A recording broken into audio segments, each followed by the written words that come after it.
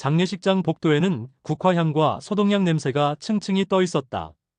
입구 자동문이 열릴 때마다 검은 비닐 우산들이 물기를 떨치며 지나가고 천장 매립등은 낮게 윙윙거렸다. 그 순간 낯선 남자가 조용히 들어왔다. 번들거리는 새 양복이 아니라 오래 입은 듯. 어깨가 살짝 다른 검은 양복, 잘 닦인 구두, 손에 꼭 쥔 낡은 가죽 가방.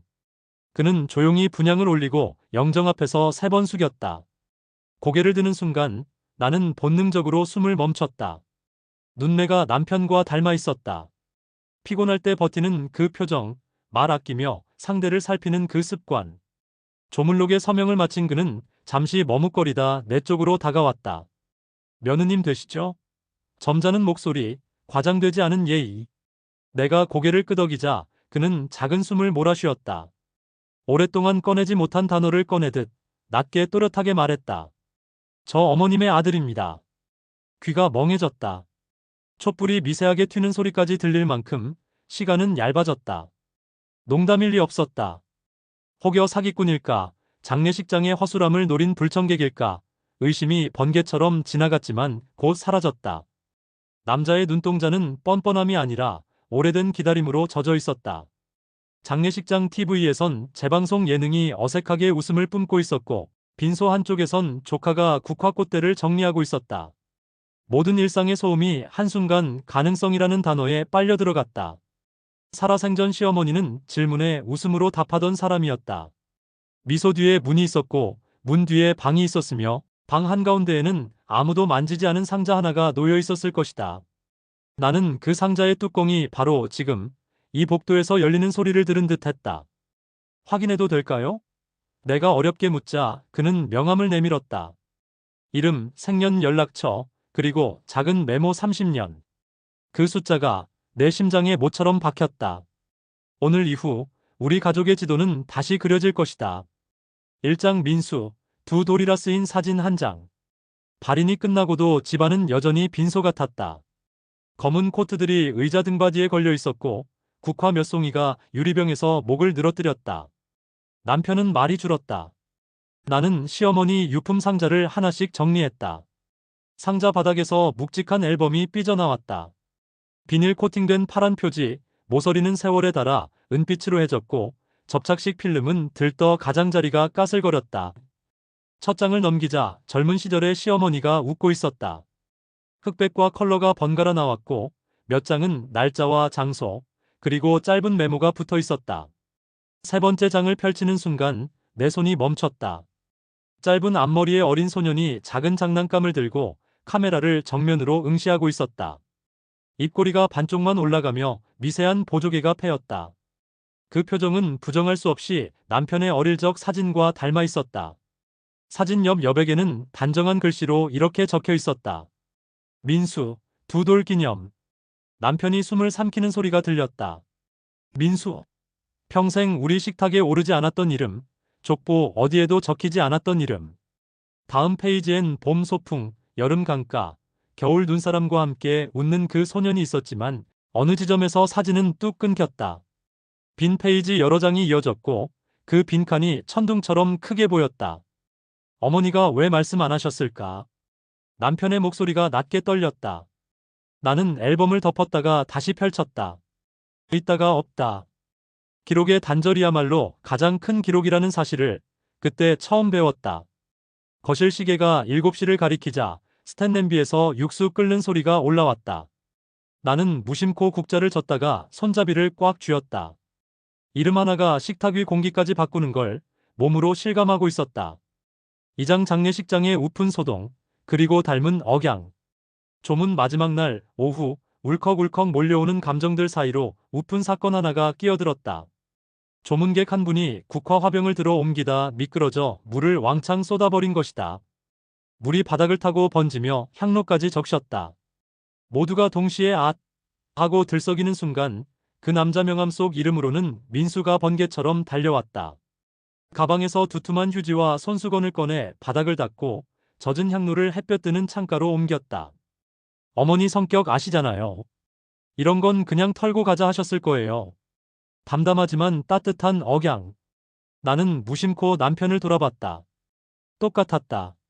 말의 리듬, 끄트의 길이 하셨을 거예요.에서 요를 아주 살짝 길게 빼는 버릇까지. 큰아버지가 그 장면을 보고 농담을 던졌다. 야, 상주 둘이네. 닮은 꼴 이벤트냐? 민수는 어색하게 웃었고 남편은 고개를 극적였다. 그때 로비 TV에선 예능 재방송 속 개그맨이 분향대 앞에서 쩔쩔매다 넘어지는 장면이 나왔다. 누군가 피식, 또 다른 누군가 킥킥. 비탄과 실소가 같은 주파수로 섞여 울렸다. 내가 종이컵에 물을 따르다 그 컵을 살짝 놓칠 뻔했을 때 민수가 재빨리 받아 내 손등을 스쳤다. 순간적인 체온이 짧게 전해졌다. 이상하게 안도감이 올라왔다. 슬픔은 정적 속에서만 자라지 않는다. 누군가 화병을 쓰러뜨리고 누군가 휴지를 내밀고 누군가 억지로라도 웃을 때 그때 비로소 숨이 트인다. 밤이 되어 조문이 끝나자 민수는 조용히 내게 고개 숙여 인사했다. 정리 도울 일 있으면 언제든 말을 끝맺지 못하고 물러섰다. 나는 문득 생각했다. 비밀이 사람이라면 아마 이런 얼굴을 하고 있겠지. 3장 서랍 이중바닥에서 올라온 봉투. 발인이 지나고 집이 아주 조용해진 밤, 나는 유품을 다시 펼쳤다. 서랍 맨 아래 합판을 손톱으로 꾹 눌러보니 모서리가 살짝 들떴다. 드라마에서만 보던 이중바닥. 조심스레 들어올리자 얇은 봉투 하나가 손끝에 걸렸다. 겉면엔 시어머니의 단정한 필체로 민수에게. 봉투 안에는 세 통의 편지와 낡은 동전, 반으로 찢긴 영화표 조각이 들어있었다. 첫 번째 편지 민수야. 5번째 생일을 혼자 보냈구나. 엄마는 오늘 종이약을 20마리 접었단다. 20살에 꼭 만나자고 기도했어. 잉크가 번진 자국이 눈물처럼 말라 있었다. 두 번째 주소와 지워진 전화번호가 적혀 있었고 끝에는 너를 데려오려 했지만 실패했다라는 절망이 눌어 있었다. 세 번째 못 지킨 약속은 미안함이 아니라 다음 약속의 씨앗이란다. 남편은 말없이 편지를 읽다 그 문장에서 무너졌다. 엄마가 평생 사과만 하셨구나. 그의 목소리가 갈라졌다. 나는 반쪽 영화표를 빛에 비춰봤다. 날짜는 우리가 결혼하기 한 달 전. 시어머니는 그날 누구와 영화를 보고 무엇을 결심했을까? 봉투맨 아래 낡은 동전 한 잎을 집어들었다. 30년 전의 해가 양각으로 선명했다. 금속의 차가움이 손바닥 열을 천천히 빼앗아갔다. 나는 동전을 남편 손에 쥐어주었다. 당신이 들고 있어. 시간의 증거니까. 남편은 고개를 끄덕이며 동전을 꽉 쥐었다. 그 소리 아주 작은 금속 마찰음, 우리 집안의 오래된 문이 드디어 움직이기 시작한 소리처럼 들렸다. 사장 첫 식사, 웃음 뒤에 공백. 민수와의 첫 만남은 장례식장에서 끝나지 않았다. 며칠 뒤 남편은 조심스럽게 밥이라도 같이 먹자라고 제안했다. 결국 우리는 소박한 저녁 식탁에 마주 앉았다. 상 위에는 된장찌개, 제육볶음, 계란말이, 김치 평범한 메뉴였지만 공기는 결코 평범하지 않았다. 민수는 젓가락을 잡는 손이 서툴렀다. 긴장 때문인지 아니면 정말 오랜만에 가족 식사라서인지 결국 김치를 집다 바닥에 떨어뜨렸다. 순간 막내 아이가 장난스럽게 외쳤다. 삼촌, 젓가락 초보야. 모두가 동시에 웃음을 터뜨렸다. 웃음이 터지는 순간 그동안 꽉 조여있던 긴장도 조금 풀렸다. 민수는 쑥스러운 듯 웃으며 30년 만에 가족이랑 밥을 먹으니 손이 말을 안 듣네라고 농담을 건넸다. 그 웃음 뒤엔 오랜 외로움이 숨어 있었지만 식탁 위에서만큼은 진짜 가족 같았다. 밥을 먹으며 민수는 몇 번이나 물을 벌컥벌컥 마셨다. 마치 지난 세월의 갈증을 단숨에 풀어내듯이. 아이들은 낯선 삼촌을 금세 받아들였고 다음엔 치킨 먹으러 가자라며 들떠 있었다. 하지만 내 마음은 무겁기만 했다. 웃음소리와 따뜻한 국물 냄새가 채우지 못하는 공백 30년이라는 간극은 여전히 우리 사이에 놓여 있었다. 5장 과거의 고백. 식사가 끝나자 민수는 잠시 침묵하다 입을 열었다. 그의 목소리는 낮고 굵었지만 떨림이 섞여 있었다.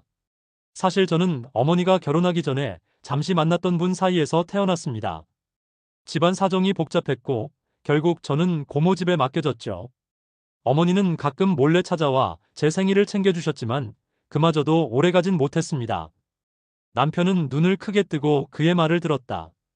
그럼 우리 어머니가 평생 숨기신 이유가? 민수는 씁쓸하게 고개를 끄덕였다. 저 같은 존재가 드러나면 어머니의 삶이 무너질까 두려우셨을 겁니다. 하지만 편지에서만큼은 늘 저를 불렀습니다. 민수야, 잘 지내고 있니? 그 글씨를 볼 때마다 버려졌다는 생각보단 지켜지고 있다는 위안이 조금은 됐습니다. 남편의 눈가에 눈물이 고였다. 나는 그 순간 시어머니가 왜 늘 말없이 미소만 지으셨는지 이해한 듯했다. 말로 꺼낼 수 없는 진실은 때로는 침묵으로만 버틸 수 있음을. 민수의 고백은 우리 가족 모두에게 뿌리 깊은 충격을 남겼다. 그러나 동시에 묘한 해방감도 있었다. 감춰진 비밀이 빛을 본 순간 고통과 치유가 동시에 시작되었기 때문이다. 6장 폭풍 같은 가족회의. 하지만 현실은 드라마처럼 따뜻하게만 흘러가지 않았다. 가족 친척들이 모인 자리에서 큰아버지가 술잔을 내리치며 말했다. 30년 동안 숨겨둔 아들이라니 이제 와서 뭘 어쩌자는 거냐? 그냥 묻어버렸어야지. 순간 공기가 얼어붙었다. 남편은 주먹을 불끈 쥐고 벌떡 일어났다. 아버지의 아들이면 내 형제입니다. 숨겼다고 없는 게 아니잖아요. 민수가 황급히 그의 팔을 붙잡았다. 괜찮아. 난 익숙해. 씁쓸하게 웃으며 말했지만 그 웃음은 너무 쓸쓸했다. 나는 늘 그림자였으니까. 욕도 무시도 다 들어봤습니다. 이제 와서 더 새롭지도 않아요. 그의 목소리가 담담했기에 오히려 더 가슴이 저렸다. 나는 그 자리를 지켜보며 깨달았다. 진실은 누군가를 자유롭게 하지만 동시에 누군가를 벼랑 끝으로 내몬다. 그날 밤 나는 잠을 이루지 못했다. 민수의 얼굴, 남편의 분노, 큰아버지의 날 선 말들이 뒤엉켜 내 머릿속을 파고들었다. 가족이란 무엇일까? 그 질문이 끝없이 반복되며 가슴을 짓눌렀다. 7장 아이들의 순수한 시선. 아이들은 어른들과 달랐다. 작은 아이는 매일같이 삼촌 언제 와? 라고 물었고 큰아이는 수학 숙제를 들고 민수에게 매달렸다. 민수는 문제지를 한참 들여다보다 머리를 극적이며 말했다. 이거? 나 몰라. 나 초등학교 포기자야. 아이들은 폭소를 터뜨렸고 그 소리에 민수도 함께 웃었다. 웃음은 거실 가득 퍼져나갔다. 아이들은 피 한 방울 섞이지 않은 민수를 자연스럽게 삼촌이라 불렀다. 그 모습이 오히려 더 순수하고 진실돼 보였다. 나는 부엌에서 그 장면을 바라보며 생각했다. 진짜 가족은 피가 아니라 웃음과 시간으로 만들어지는 게 아닐까? 남편도 조용히 그 모습을 지켜보다가 눈시울이 붉어졌다. 아이들의 해맑은 웃음소리는 우리 집안을 덮고 있던 긴장과 어색함을 서서히 녹여냈다. 세상에서 가장 단단한 것은 때로는 단순한 한마디와 웃음이라는 것을 아이들이 먼저 보여주고 있었다. 8장 에필로그, 금으로 이어진 가족 사진. 시간이 흐르고 우리는 결국 새로운 가족 사진을 찍었다. 사진관의 흰 배경 앞에서 남편과 나, 아이들, 그리고 30년 만에 돌아온 형 민수가 나란히 섰다.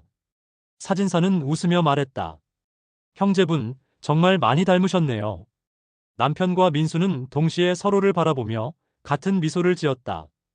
그동안 고생했어. 그 짧은 말 속에는 30년의 세월과 눈물이 모두 담겨 있었다. 플래시가 터지며 웃음이 사진 속에 고정되는 순간 나는 알았다. 시어머니의 비밀은 우리를 무너뜨렸지만 동시에 다시 이어주었다는 것을. 흉터가 남긴 자국은 금으로 이어진 도자기처럼 더 단단하고 아름다워질 수도 있다는 걸. 액자 속 가족 사진은 이제 숨김없는 진짜 가족의 모습이었다.